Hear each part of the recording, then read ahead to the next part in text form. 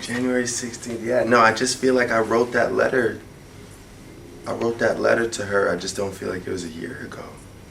Aaliyah has had probably the most impact on my career because, you know, when I made a choice to start singing, it was because of something that my father had told me, which was, you know, there's no rapper out there that sings and raps and does it well, does both things well.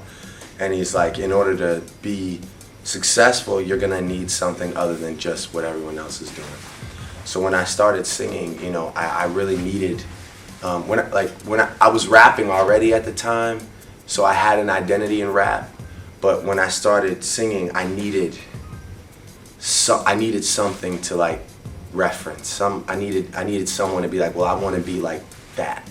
You know, and I didn't want it ever to be like a male because then I would sound like that person.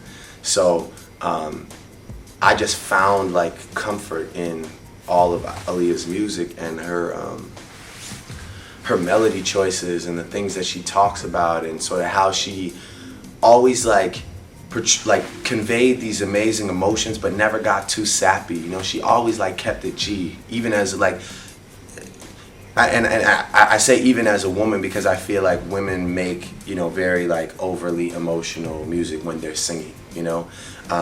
And as a woman, I feel like she just kept it so G, like she almost spoke from a guy's perspective at points.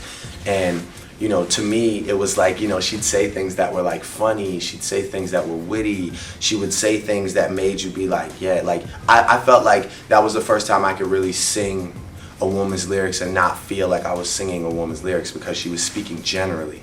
And that had the biggest influence on my music because as much as my music may be geared towards women, I try not to make it so that only women can sing it.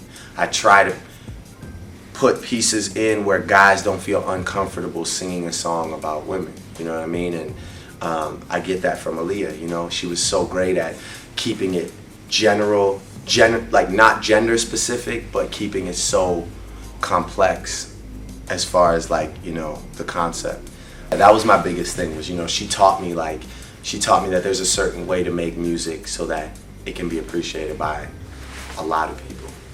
And I mean, aside from that, she just made phenomenal music and she was beautiful. And, you know, she was a girl that I fell in love with early in my life. You know, I feel like if she was still here, I would probably like be pursuing her in a major way, you know, because that's like, I was truly like in love with her very early on. So, all right, well, coming to you live from Manchester, England, as you can see,